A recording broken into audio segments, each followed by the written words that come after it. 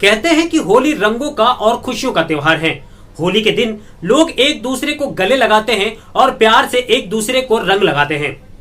इसमें कोई जोर जबरदस्ती वाली बात नहीं है। अगर कोई होली ना खेलना चाहे तो इसमें कोई आपत्ति वाली बात नहीं है। लेकिन राजस्थान के दौसा से एक ऐसी घटना सामने आई जिसने सबको चौंका दिया।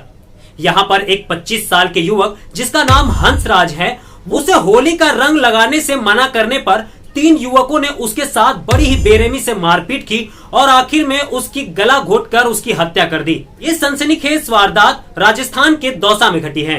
बताया जा रहा है कि 25 साल का एक लड़का हंसराज वो लाइब्रेरी में पढ़ाई कर रहा था और उतने में 3 लड़के आते हैं और उसे जबरदस्ती रंग लगाने की कोशिश करते हैं। हंसराज उसे मना कर देता है कि उसे रंग ना लगाए। वो तीनों युवक वो इतनी सी बात सुनकर इतना गुस्सा हो जाते हैं कि वो तीनों युवक उसके साथ बेरहमी से मारपीट करने लगते हैं। उससे बेल्ट से मारा जाता है, उसे लात घूंसों से मारा जाता है और उसके बाद तीनों मिलकर बेल्ट से उसका गला घोटकर उसकी हत्या कर देते हैं। दरअसल ये घटना बुधवार के दिन की बताई जा रही है।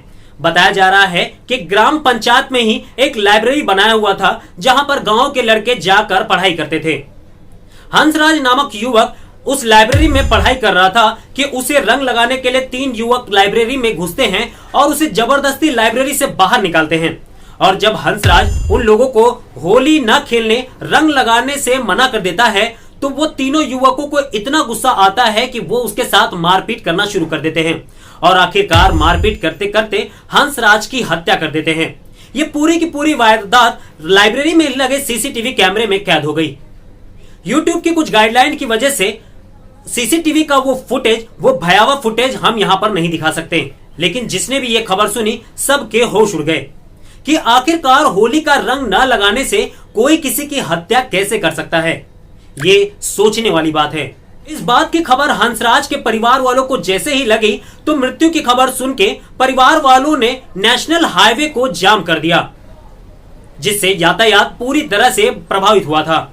उसके बाद पुलिस वालों ने समझा बुझाकर आखिरकार हाईवे को वापस चालू करवाया और यातायात फिर से सुचारू रूप से चालू हो सका।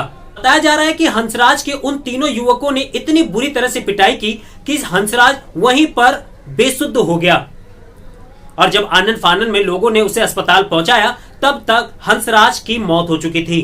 बताया जा रहा है कि हंसराज के परिवार वालों ने हंसराज के शव को नेशनल हाईवे पर रखकर जोरदार प्रदर्शन किया और यातायात को ठप कर दिया।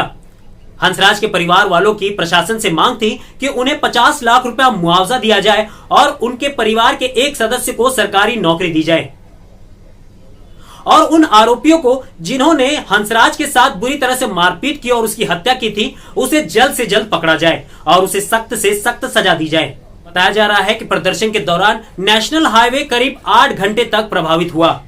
बताया जा रहा है कि हंसराज की हत्या करने वाले अशोक, बबलू और कालूराम उसी लाइब्रेरी में पढ़ाई करते थे।